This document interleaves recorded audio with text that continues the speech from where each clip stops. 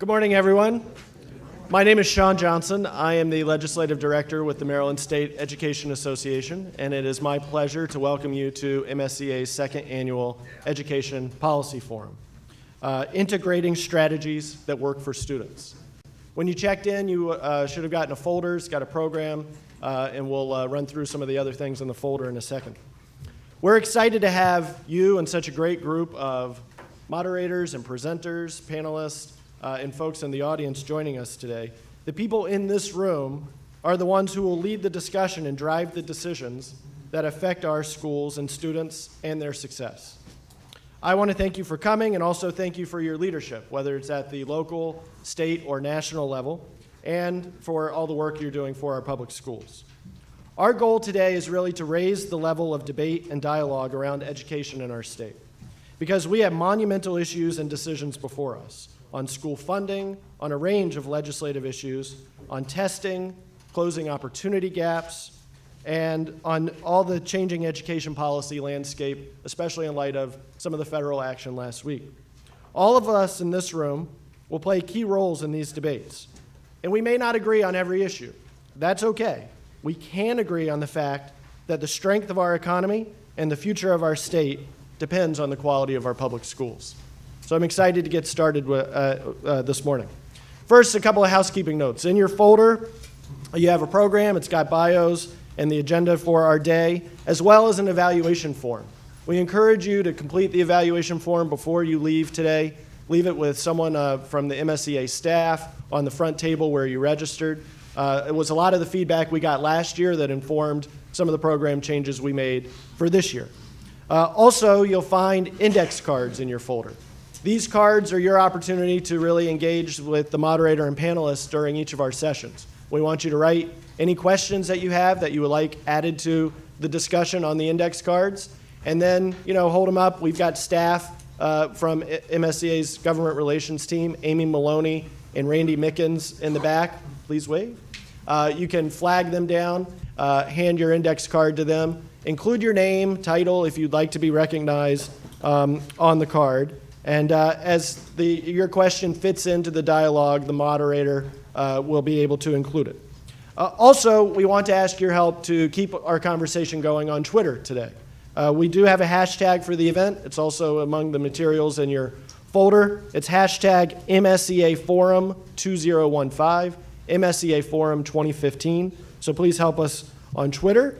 I mentioned at the jump the Wi-Fi code if you're trying to get on here at Calvert House. Its username and passcode is DRUM, lowercase, D-R-U-M. And then finally, if you can't stay for the whole day, be mindful that we are posting videos from each session on marylandeducators.org, the MSEA website. So please visit there later today to check out videos of anything that you missed. Okay, on to our first panel.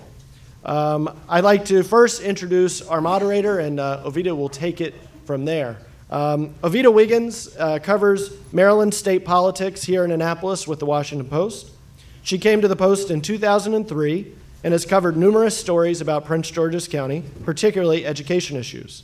She was able to join us as a moderator for this session on very short notice.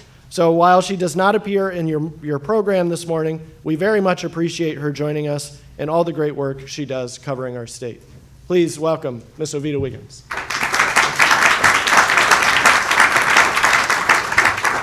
Thank you very much. I'm glad to be a part of today's panel to hear from experts in the field of education to discuss proven ways to provide opportunities to every child and to close the achievement gap.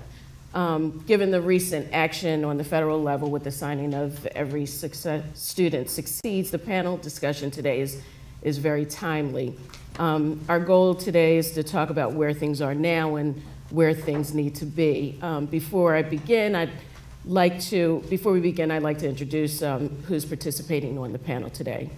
Angelica Castillon is a senior policy analyst for the National Education Association. Angelica is a former PE instructor and has worked on education policy at the United Way, the University of California, Irvine, the Office of the New York City Comptroller, the New York City Economic Development Corporation, and the Brookings Institution.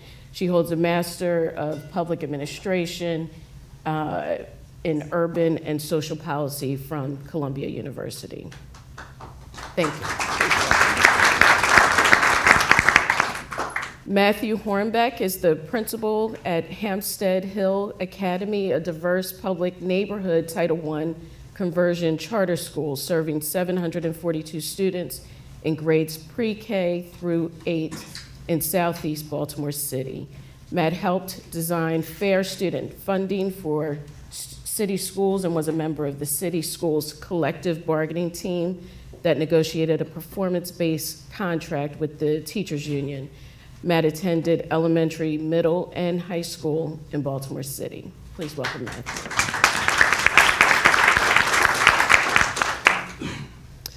Elizabeth Isla Light became Maryland PTA president in July 2015. She served a 2-year term as president-elect, as well as terms as vice president of legislation, federal legislative chair, and on the National PTA Legislative Committee. In Anne Arundel County, she volunteered in local PTAs and on many educational committees for more than 25 years. Light serves on the Governor's Commission on Hispanic Affairs, the U.S. Department of Labor Advisory Council on Employee Welfare and Pension Benefit Plans, and on several American Bar Association committees. Please welcome Elizabeth. And lastly, Ellie Mitchell is director of the Maryland Out of School Time Network, which is dedicated to increasing the quantity and quality of out of school time programs. She received her MS in psychology from the University of Baltimore and BA in theater from Knox College. She served as after-school strategy project manager for Baltimore's Safe and Sound campaign, director of theater for A New Generation at Center Stage, and Associate Director of the Greater Baltimore Cultural Alliance. Welcome. As Sean said, the audience, you too, will have an opportunity to participate in the discussion, and I'm hoping that you will.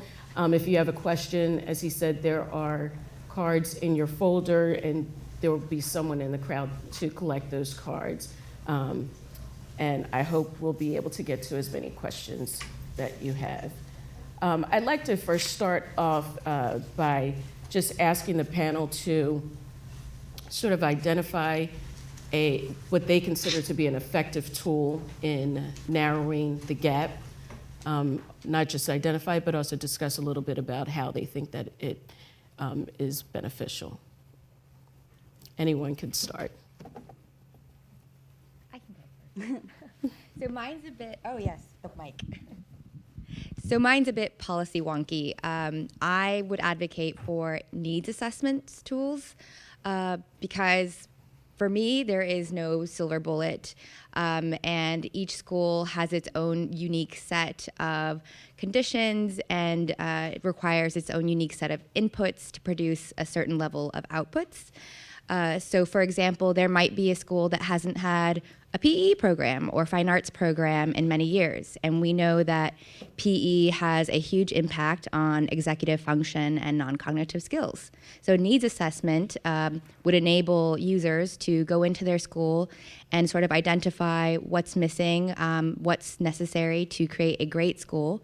And for some schools, they might use this needs assessment and determine we actually need a bunch of wraparound services, and it would be best for us to implement a community school program. So again, because we have such diverse needs, I think it's good to actually implement needs assessment programs in our schools so that we're actually implementing the inputs that our schools require.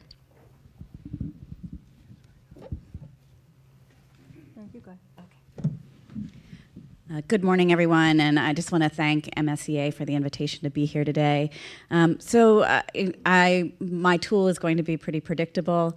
There is excellent research coming out of California, Deborah Vandell, that regular participation in high-quality after-school programs can actually narrow the math achievement gap or even close it by 5th grade.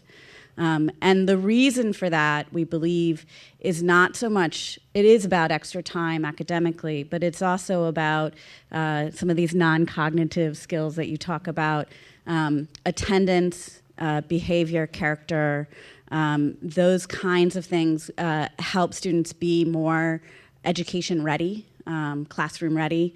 And so we just know that also that a connection to caring adults in that space, the opportunity to maybe problem solve when things aren't high stakes. Those are the opportunities that after school provides. And so we know that also there's this enrichment gap, this opportunity gap between students.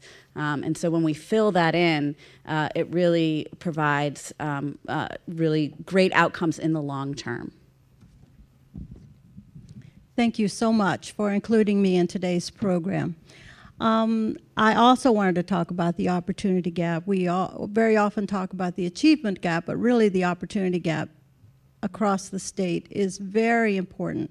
Not only are our students, we talk about the fact that it's great that our students are graduating and that the dropout scores have decreased, but the opportunities are not necessarily there across the board.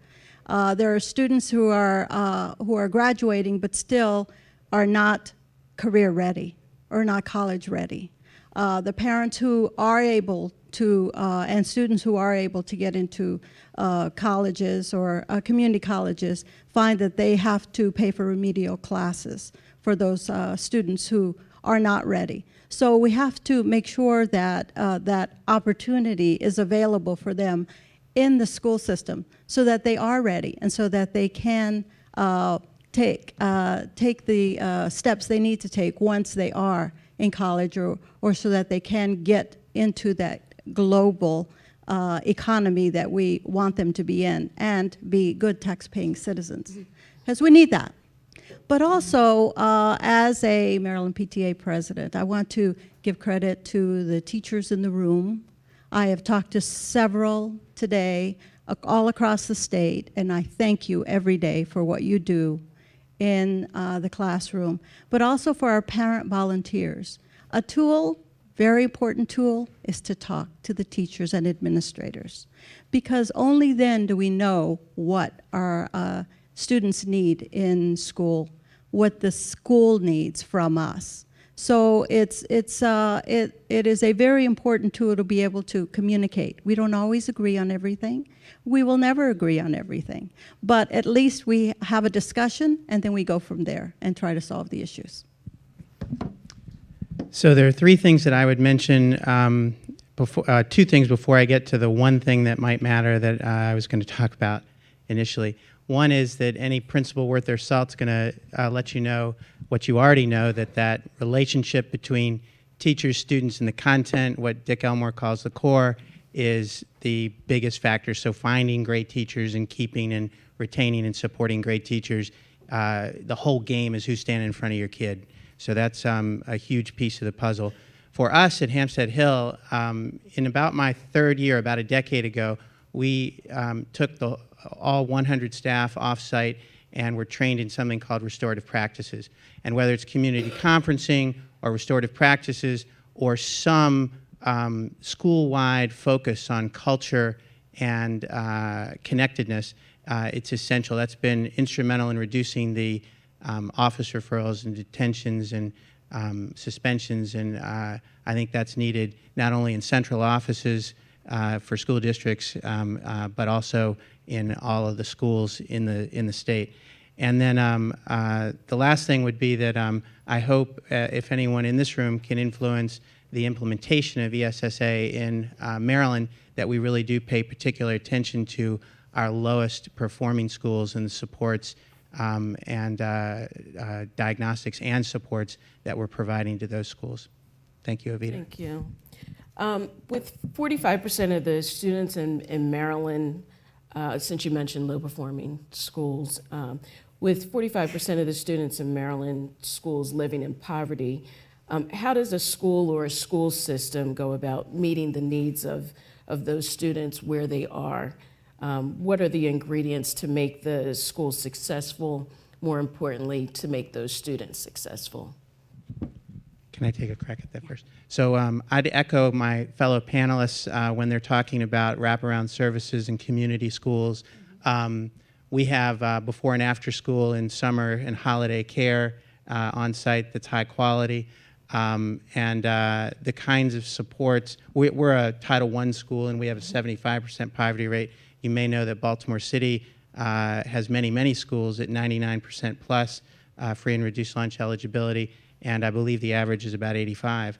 So there are, among the best schools in Baltimore City, the community schools and schools that have full-time community school directors and reach out to partners in the community, faith-based communities, and figure out for their own school what's going to work.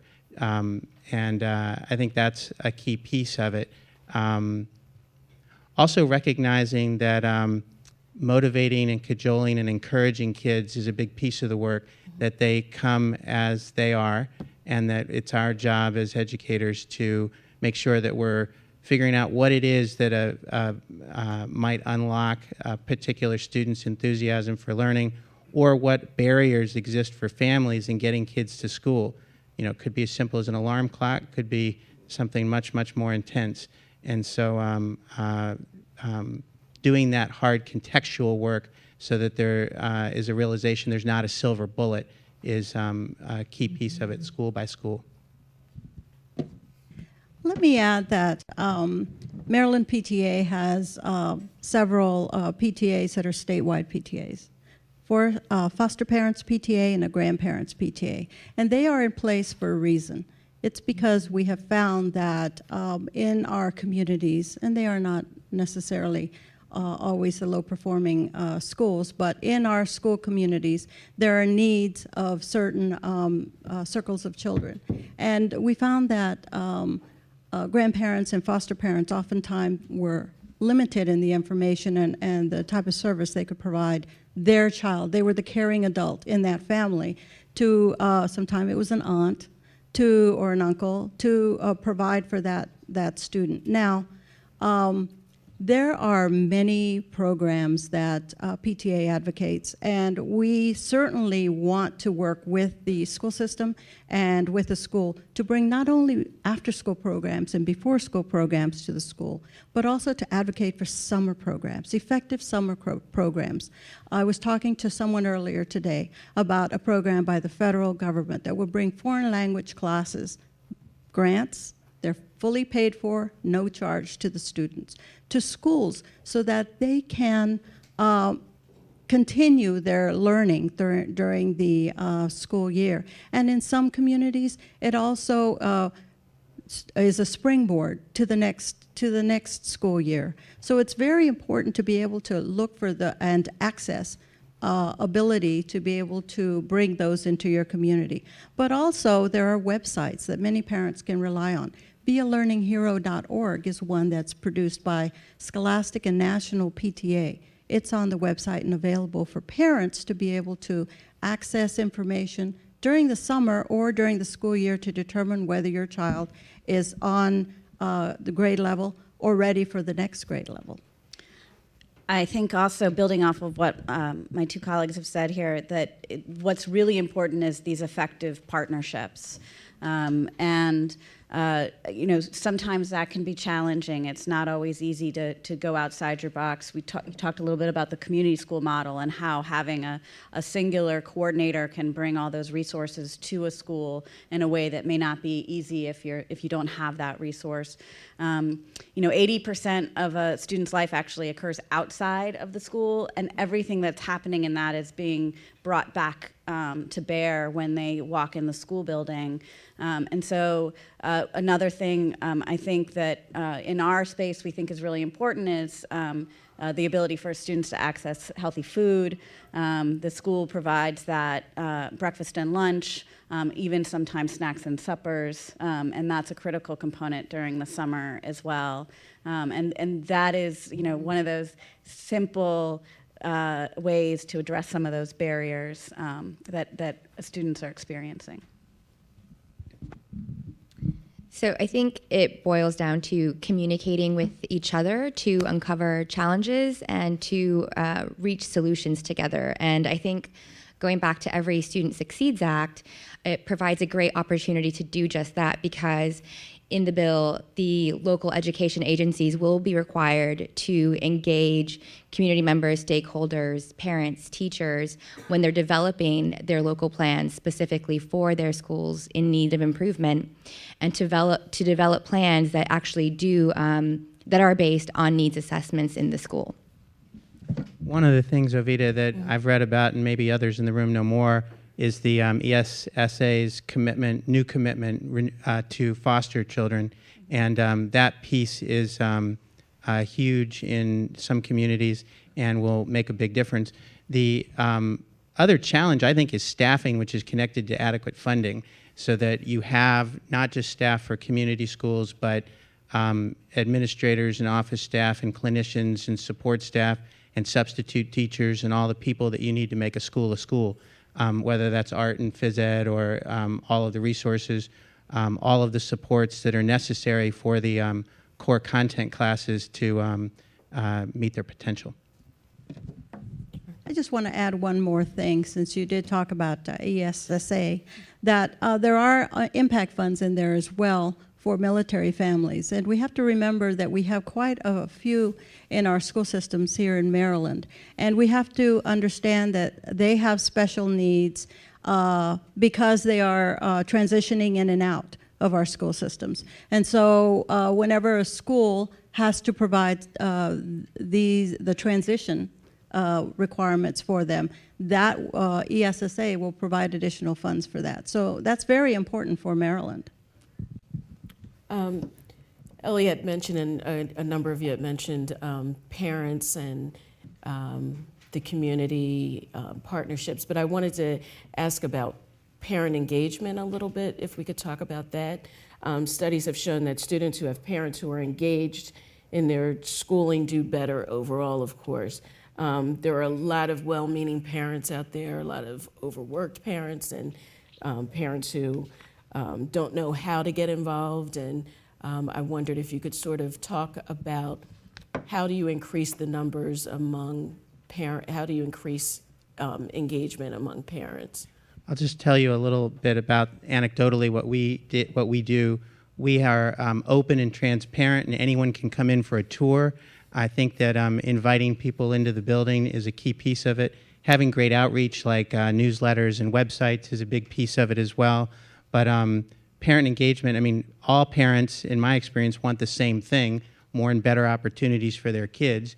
And they want those threshold issues like cleanliness and safety, but they also want what some people think of as extras that aren't really extras, like all of the resources and SPARs, and good test scores are a given in most parents' minds. They want to see where their kids are going to go. I think that when you are friendly, and we have a lot at the school level to learn about organizational development and how we can greet people at the door and how those front offices can make a difference no matter whether your family's in zone or out of zone, that really can make a difference. But partnering with the larger networks of parents and out-of-school time people is essential as well. But communication at the school level, when you go to a school's website and it's not been updated and is pretty old, or when you don't get a call back very quickly, or an email back, or when you can't set up an interview, that can be a challenge. We want to take those barriers away from parents.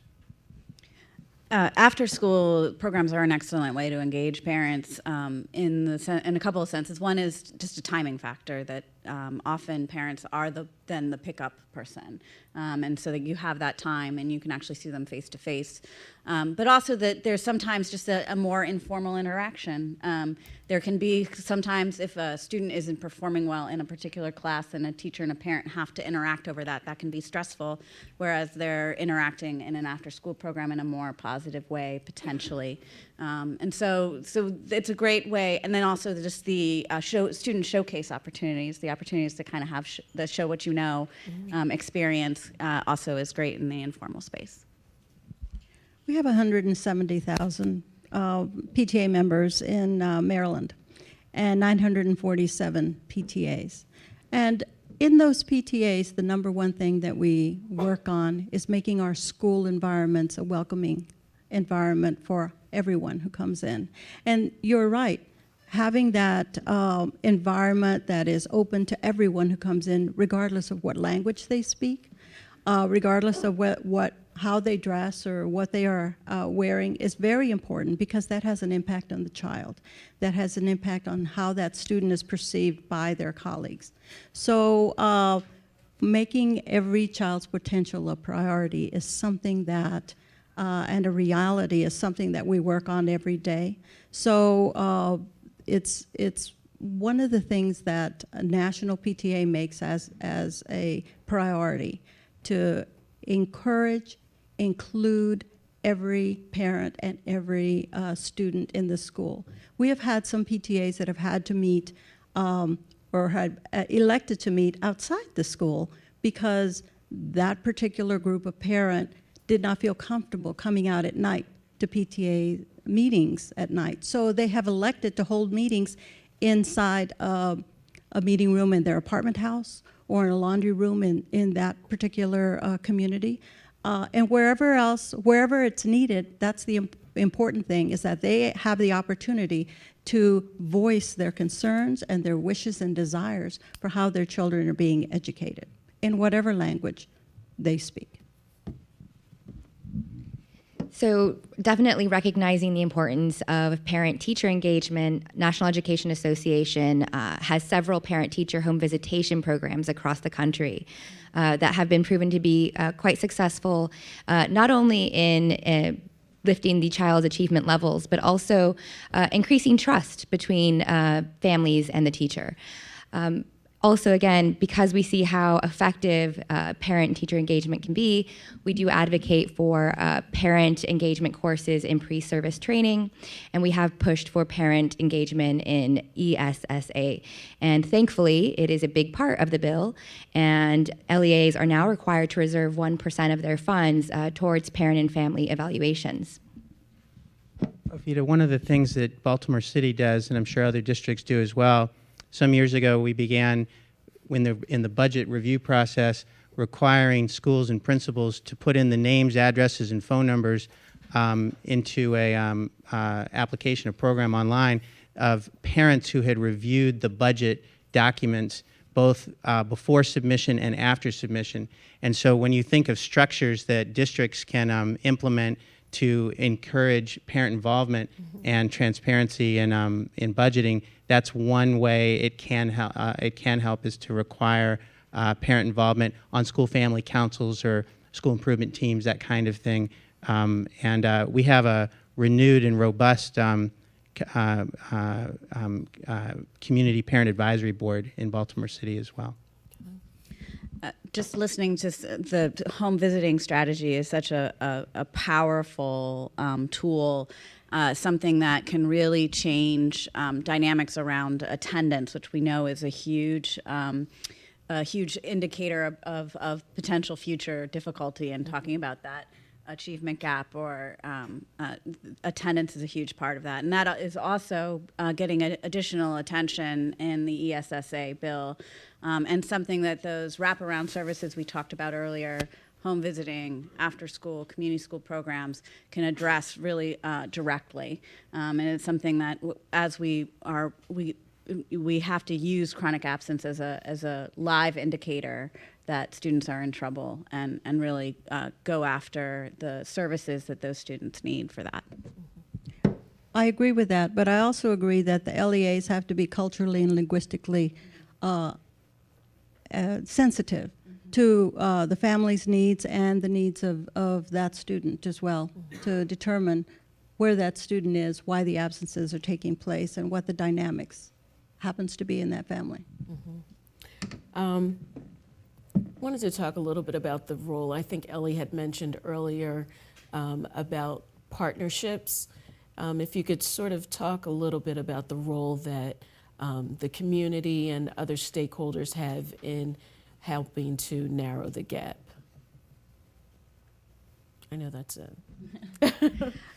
I think that it's interesting. We actually have a working group in Baltimore right now under the Baltimore's Promise moniker that is looking at what is effective partnerships between schools and communities, and talking about being partnership ready on both sides of the aisle.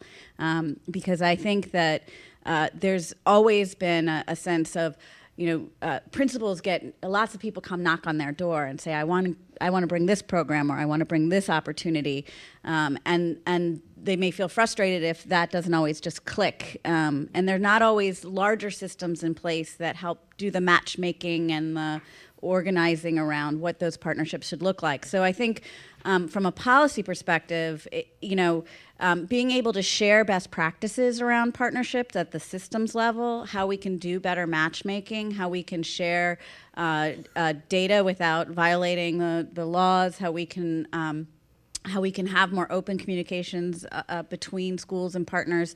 I think these are things that all could be elevated in our thought process, because the schools need the partnerships, the communities need the schools, and building those bridges more strongly is going to be very important.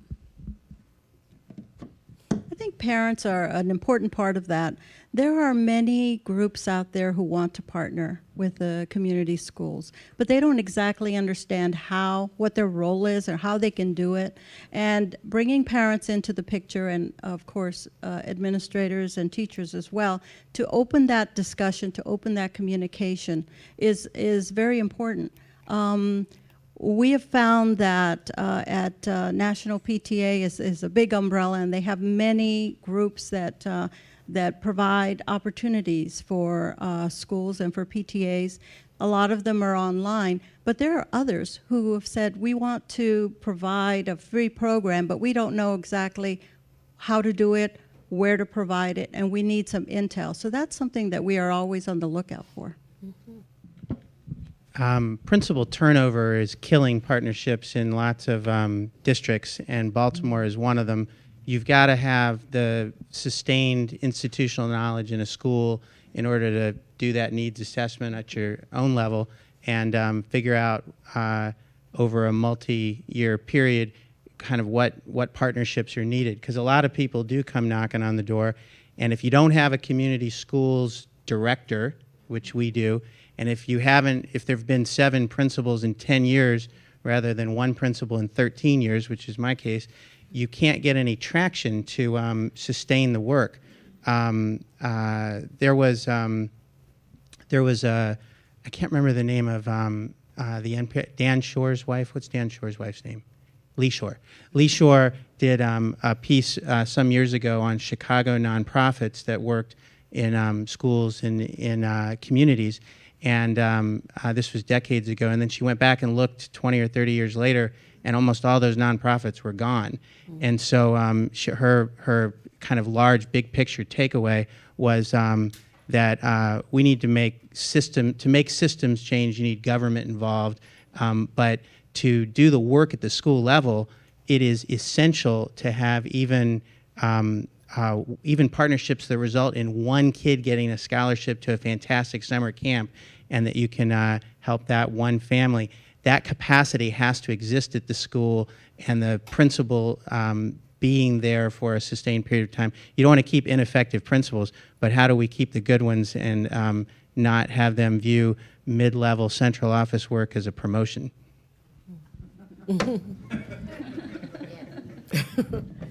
Right, and I would just add stress, actually, to be selective when examining partnerships, and to make sure that those that you do partner with offer research and evidence-based programs.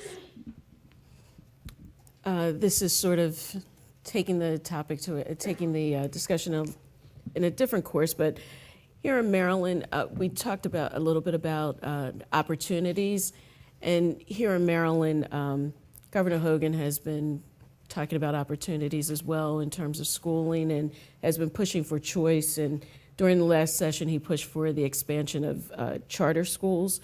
There were some slight changes to the legislation and not the complete overhaul that he was seeking. And I wondered whether, you could talk a little bit about whether can charter schools coexist with other public schools?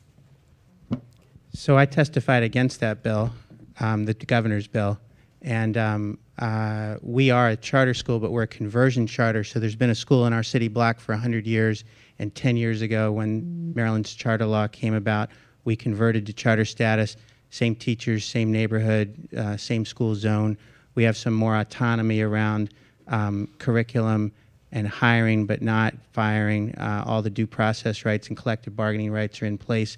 I think that's a wonderful thing about Maryland's law, is that the collective bargaining rights are secured, and then we have, in my view, an unfair advantage over traditional schools in that we can roll our dollars over year to year.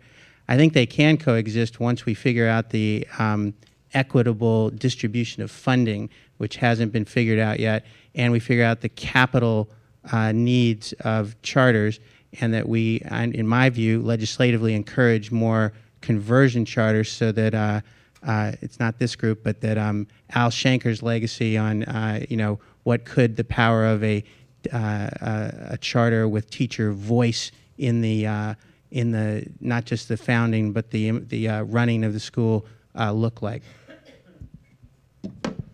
Well, we are in Anne Arundel County, and Anne Arundel County does have some very successful public charter schools and contract schools. And we do certainly in PTA believe that public funds should go to public schools. So that's an important factor in the whole discussion about charters. Yeah, I would just like to reiterate what you just said. I think definitely they can coexist as long as we can be held to the same standards and that there is indeed a sharing of best practices and transparency. Then in that world, we can definitely improve education for all of our students. And I just think that, I don't know whether it's caught the public's mind or that people are fascinated with the word charter, but that is not a proxy for quality. And I really think that good schools are so much more than neighborhoods, zip codes, or the word charter or anything, or magnet or anything like that. You've got great teachers in every single school, and I think that that one way you can think about it's not a silver bullet. Boy, is it not a silver bullet, and it's the philanthropic policy and political voice that charters have is outsized and in many respects unfair. And I think that we've got to figure out a way to have the traditional school voice restored in many respects. And I was just wondering if there were any questions from our audience at this time, but. Write them down. This may be sort of a loaded question, but I was wondering if you could sort of talk about the intersection between race, class, and choice in education. Choice in terms of Schooling, yes, in terms of schools, the schools that It's different in D.C. it is. We're about a third African American, a third Latino, and a third white, and we're 75% poor, and we're a neighborhood school. And I think that, like I said before, all families want the same thing. I think class has more to do with it than race in many respects, because when you have those resources and connections in the community that come with class, connections in the larger community, I should say, can have very tight-knit communities in all classes, but the connectedness to wealth is an advantage.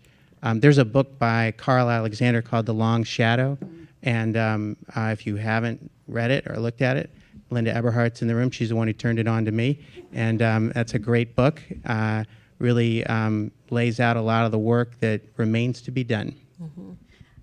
Just to speak to that opportunity gap piece that around enrichment, I have a slide that comes from this study called a book called Wither Opportunity, WHITHER, Wither, and it shows, it's from 2004, and it shows just the complete spread, increasing spread of inequality of just enrichment expenditures between lower income families and higher income families, to the point that in 2004, and we can only imagine it's gotten worse since then, the difference was that families of more modest means were spending about $1,000 around enrichment a year, those soccer games and all the other kinds of stuff, whereas families of higher means were spending more like $8,000 per year.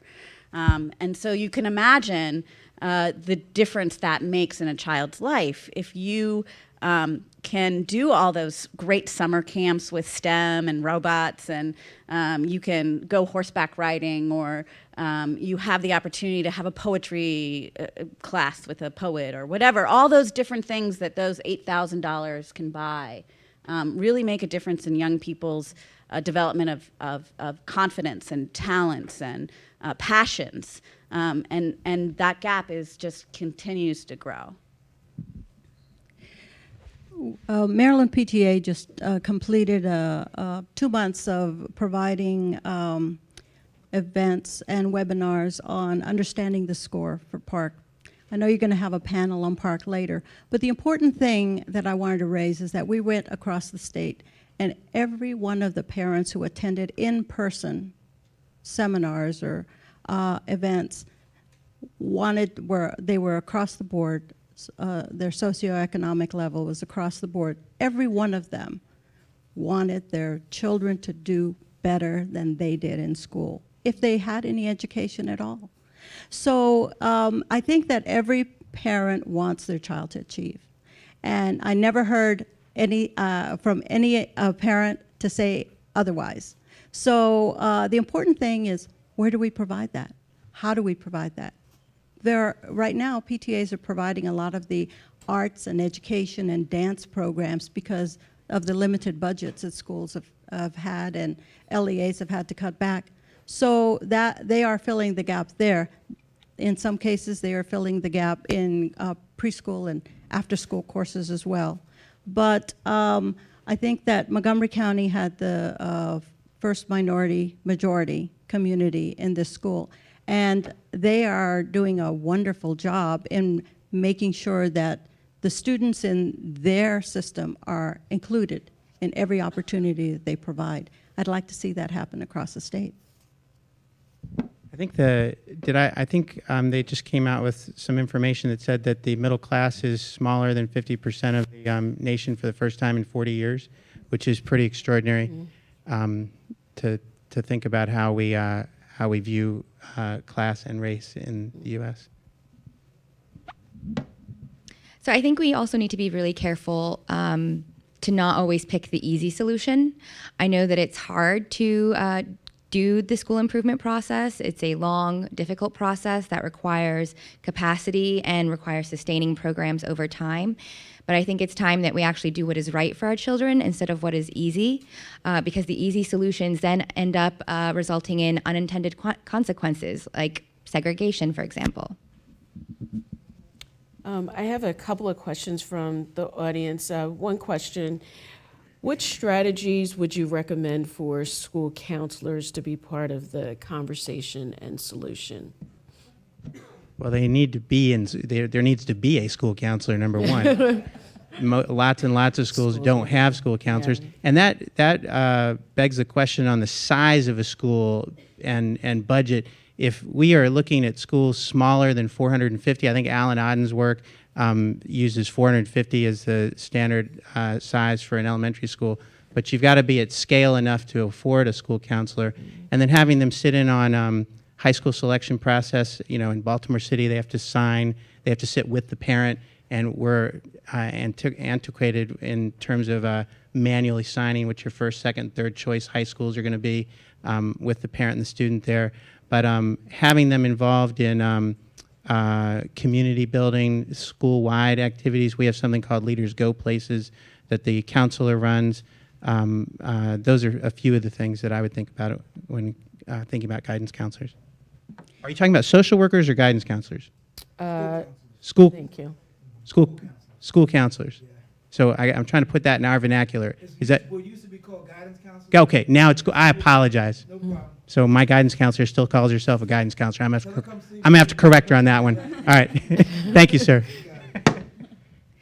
Well, the school counselor, depending, once again, you talked about the size of the school, the number of counselors there are available, guidance counselors, social workers, psychologists. They all have to deal with one thing. The community comes into the school. Whatever happens in that child's life comes into the school, and very often that has an impact not only on their academics, but also on their social life in that school. So they have to address very often scenarios that we never intended to because we never thought it would happen. We have students, teens facing some very serious matters now, homelessness. They're hungry. We talked about having no child hungry in our school programs. We have many ills of society in our schools now. And so very often, those counselors, those psychologists, those guidance counselors who are asked to fill in whenever possible have to make some very tough decisions. And they have, something like 1,500 in some cases as a caseload. It's a lot for them to bear, and I really appreciate the work that they do in our schools. I'm just going to add to that. School counselors, there's a wonderful little program called Page Turners, and running girls groups and boys groups in middle school especially for school counselors is not only a way to get the school counselor engaged in the life of the kids and help refocus them on their studies, but Page Turners is this book that takes literature focused on adolescent girls, and the school counselor reads it with a group of girls, and there's lots of aha moments without being quite so direct or confrontational about what's going on in their lives. They're exploring what's going on through literature, and that's been a great program for us. Having a school counselor that's got a good relationship with the principal, I think, is key too.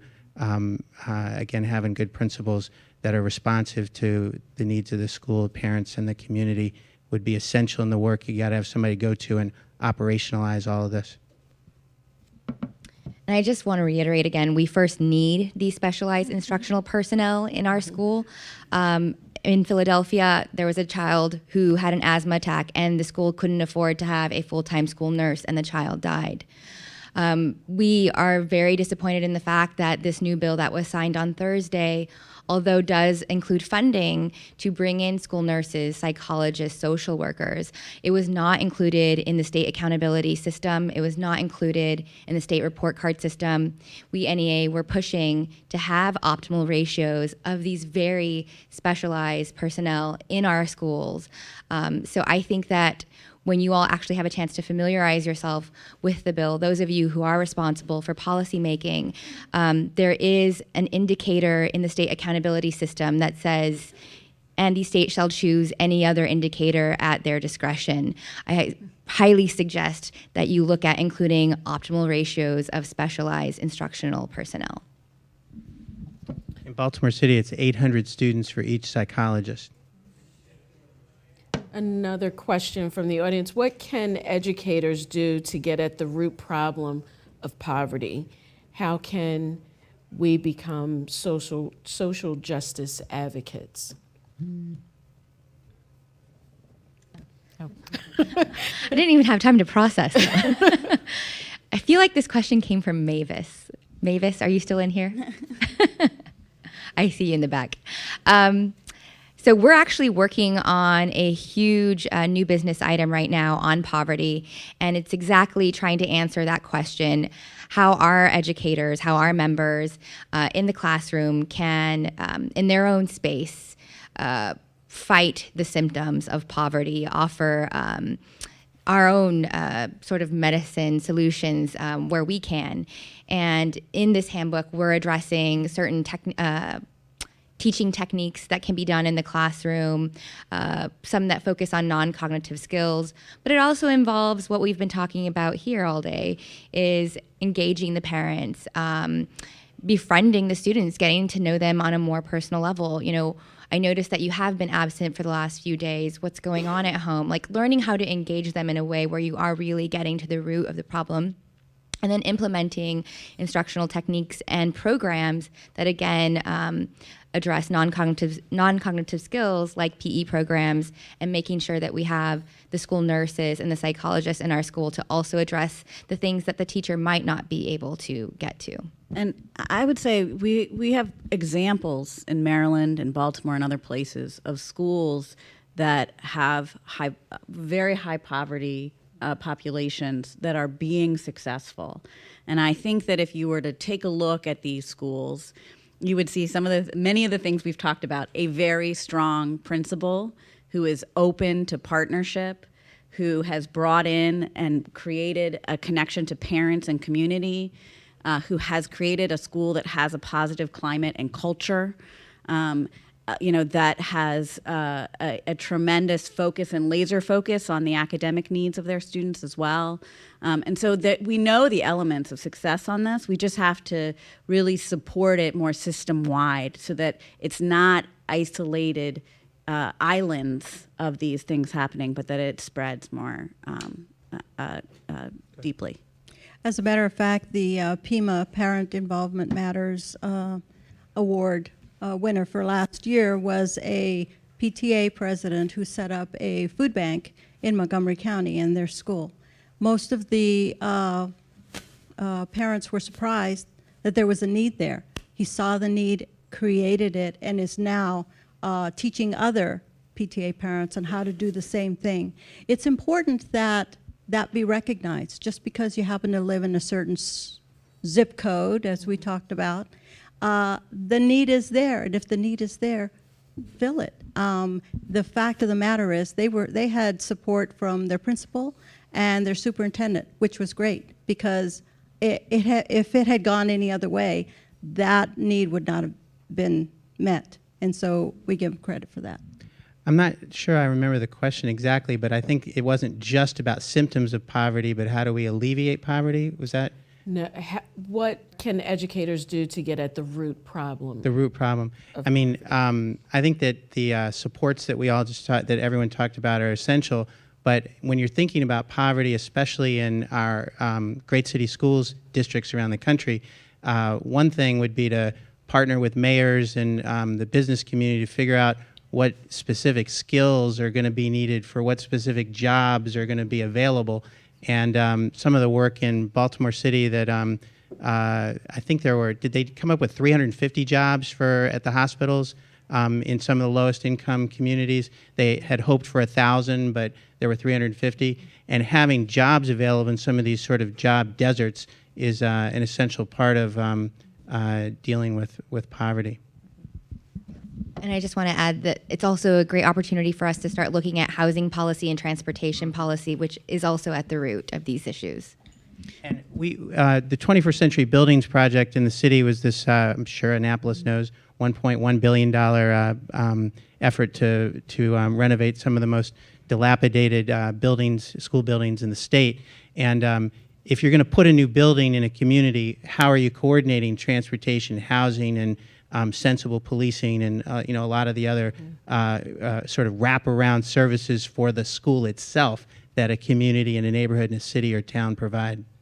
And wearing my Baltimore Education Coalition and Maryland Education Coalition hats for a second, the other thing we have to do is make sure that we're engaging parents and young people in their voices and bringing them to Annapolis to talk about all of these issues. I'm so excited for the panel this afternoon with all of the young people talking about their experiences, because I think that's another way that we have to, it's not just about people in this room, it's about everybody having information, being empowered to bring that information forward to their policymakers. And this is likely our last question, but the conversation has revolved around needs assessment, opportunities, supports, and resources, which are critical and proven to move achievement. The person said, so how do we now, with new ESSA, create a school accountability system that provides for the flexibility that schools need to best meet the needs of their specific student population. Prior, those components were tied to testing what would be better. I think that, the buzzword is multiple measures and credible people looking and rolling averages, not just a single number in a single year that's not growth-based and doesn't come back for 18 months after the kids have been tested. We know what not to do. Some of the things that I think that schools would benefit from, our school effectiveness reviews that I found to be some of the most credible experience, professional development experience as a principal, where a team of very credible people come in for 2 days and sort of live in the school and visit have scheduled and unscheduled visits. It's not unlike what they do in England with the Inspector General, where they get a sort of accreditation every few years. Like anything, it requires smart implementation. And so I would try to move away from the single number or the single grade to something that looks at where a school's going, where it's been, and what the short and medium and long-term goals are of the school, and not just standardized tests. Well, I know at the federal level, it is multiple indicators now. I mean, for the state report card, they are required now to look at the number and percentage of students enrolled in preschool programs, the number and percentage of students enrolled in advanced placement, those taking or those prepared for post-secondary education. So we definitely have something that was better than No Child Left Behind. Not as many indicators as we were hoping for when NEA first created the Opportunity Dashboard, which, by the way, I didn't even mention, came from the GPS Indicators Framework. This is an NEA-developed document, and it lists over 300 qualitative and quantitative indicators that should be part of a great public school. So again, No Child Left Behind didn't have as many indicators. We have something a little bit better, but we still have a ways to go. And the local LEA required needs assessment is an opportunity to look at more indicators at the input level, such as student and school resources, like the optimal ratios of school counselors and school nurses.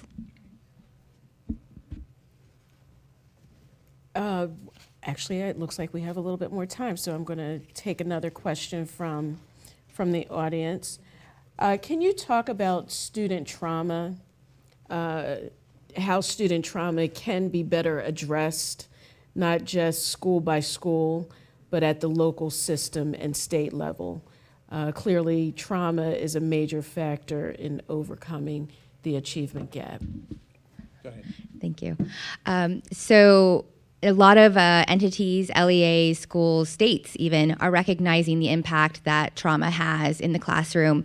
And there are districts, it's the core district, for example, in California, that now looks at non-cognitive skills, because what we have learned is student trauma impacts student discipline, impacts behavior in the classroom. So, and then they see that this is a predictor of future student success in college. So we're seeing how important this is, and now states, school districts around the country are starting to measure non-cognitive skills, and NEA is also pushing for non-cognitive skills to be one of the multiple indicators that we measure. And I would just say that principals and teachers need empathy around trauma and need their own education opportunities increased around trauma and the impact of trauma in the classroom. That's a piece that's missing right now. Sometimes there's not the fair chance in terms of what a student has gone through outside of school, and the adults that are not well organized to support them inside the school. There's also the recognition that you talked about empathy, and that is correct. Very often, students, the teacher and the administrator may not realize that a student has had a trauma or experienced a trauma. It may be hidden something that's hidden from the teacher or the school. So it's important to have the opportunity. We talked about guidance counselors and psychologists earlier. It's important for the student to be able to have access to someone that they can speak with. We had Lauren's Law that was passed last year that addressed teen suicide in the schools, and the need to have someone to speak with when you notice that students' grades are falling precipitously, and it was the first time that it happened for that student. Obviously, something had happened in her life, but also the fact of the matter is, we have to understand that very often it is this trauma or something that's happening in the student's life that will sometimes create a situation where they are expelled from school. And instead of looking behind what the situation was, very often it's that pipeline to prison. We don't want that to happen. We want to make sure that we keep the students in school, address the needs that they have, and very often it's the parent that has to advocate or the caring adult in their life that advocates on their behalf to make sure that all that information is known to the extent it's not private. I think this is the issue of trauma-informed care or trauma-informed education is a huge opportunity for professional development for both formal and informal educators, because this clearly impacts so many students, and it's something that you really, again, need that in school, out of school, everybody kind of at the table. I think it also speaks to when we're talking about accountability or other kinds of measures, frameworks of measures, that we really need to have early warning sort of indicators for students so that they don't end up 4 months, 5 months, 6 months down the road not having issues addressed. And I don't think we've set up those dashboards yet in a way that that even if you're trained in your as a trauma-informed care specialist, that if you're not being able to keep track of what's going on sort of in the immediate way with a student, you may miss it. Our community, of course, is going through the challenges of poverty attendant in the Freddie Gray tragedy, and the trials are just now unfolding, and the ripple effect of that on students is pretty extraordinary. You think it's hard to be a parent in today's world with unfiltered news and video games and movies in a just so much more accessible. TV 14 is just crazy. It's like what used to be R. And the ripple effect of all of that, especially in Baltimore right now, is pretty extraordinary. We had, just anecdotally, a third grader that we last week wrote in his journal that he was sure he was going to die young because he was African-American male, and that everyone was saying African-American males are going to die young, and that he didn't want to die young. And his mother brought this into us, and we figured out how to provide him some supports.